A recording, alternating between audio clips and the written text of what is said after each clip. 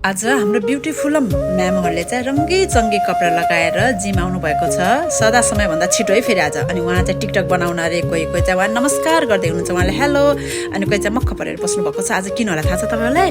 आज Kings of फिटनेसले साउनको अन्तिमतिर भए पनि खिर खाने प्रोग्राम र मेहन्दी प्रोग्राम राख्नु भएको थियो। त्यसैले हामी सम्पूर्ण म्यामहरू चाहिँ रङ्गी-चङ्गी भएर आउनु भएको छ। अनि उहाँ आउने बित्तिकै हामीले चाहिँ ग्रुपिङ फोटो गऱ्यौँ। अहिले किन गरेको भने यति समय ढिलो भयो भने पनि उहाँहरू त जान्छु म त जान्छु भन्दै फुत्त निस्केर जानुहुन्छ। त्यही भएर उहाँहरू आउने बित्तिकै एउटा ग्रुप फोटो गरिहालौँ भनेर बहिनीलाई गराएको भिडियो बनाउनु दिएको। अनि हेर्नु न, त्यहाँ मैले चाहिँ पुरा मेहन्दीको प्लेटै लिएर बसेको छु क्या। अनि त्यस पछाडिबाट चाहिँ पुरा अब म्यामहरूले त ल आज नेपालीसँग र हिन्दीसँगमा गरौँ है भन्नुभयो। अनि त्यस पछाडि मैले फेरि हरिया हरिया भन्ने चाहिँ अन्जु पन्थको सङमा चाहिँ गराएको थिएँ, डान्स गराएँ। अनि उहाँहरूलाई चाहिँ हेर्नु न, अब जानी नजानी भए पनि आफ्नो बेस्ट दिने कोसिस गर्नुभएको छ। अनि उहाँहरूले चाहिँ पुरा हरियो चुराहरू देखाउँदै, अनि यही साउन्डभरि त नि है प्रायः हरियो लगाउने भनेको फेरि पछि हरियो लाउँदा राम्रो देख्दैन क्या।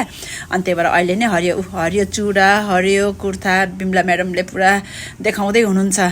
पुरा खुसी हुँदै है हाम्रो सुनिता म्याडम सबैले आफ्नो बेस्ट दिने कोसिस गर्नुभएको छ। त्यस पछाडिबाट फेरि चुडी जोखन के भन्नेमा गरायो। हेर्नु न, चुडी जोखन के हातों में भन्ने चाहिँ यो फाल्गुनी पाठकको सङ थियो कि।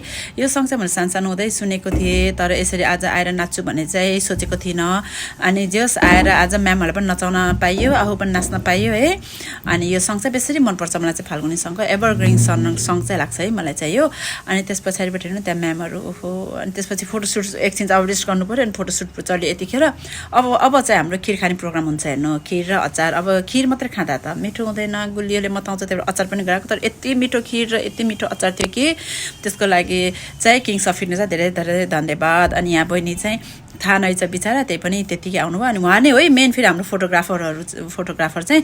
अनि उहाँ चाहिँ साँझको ब्याचको म्यामहरू पनि आएर हामीलाई साथ दिनुभयो, त्यसलाई धेरै धेरै धन्यवाद। यहाँ हेर्नु न, बल्ल हामीहरू चाहिँ अब खिर खाएपछि बल्ल न मेहन्दी प्रोग्राम गर्ने हो कि हामीले चाहिँ। अनि पहिला खिर र अचार हेर्नु न, यसो गरे उसो गरे भिडियो, यसो गरे उसो गरे टिकटक हुन्छ है हाम्रोमा पनि।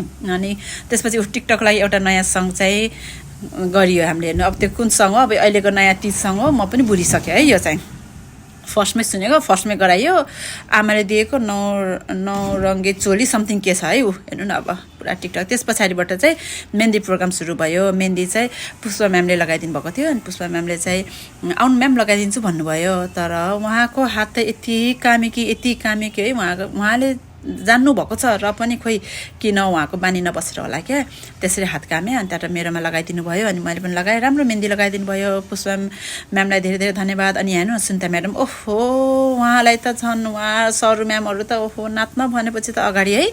अनि त्यहाँबाट अब चाहिँ हामीले साउन्डलाई बाई बाई गर्दै भदौलाई वेलकम गर्दैछौँ। अब तिज पनि लागिगयो नि त। अनि ओहो हाम्रो म्यामहरू खुसी भएको देख्दा मलाई पनि कति खुसी लाग्छ। ल हेर न, हाम्रो म्यामहरूले गर्दा नै मेरो मुस्कान छाउँछ क्या। उहाँले गर्दाखेरि यति हाँसे गराउँछ यो म्यामहरूलाई, कति रमाइलो गर्यो है। ल केही छैन, अब चाहिँ तिजमा रमाइलो गर्छ म्याडमहरू। अब हामीहरूले चाहिँ अब साउन्डलाई बाई बाई गरिदिउँ, तिजलाई वेलकम गरौँ, यति भनेपछि भन्दै बाई बाई।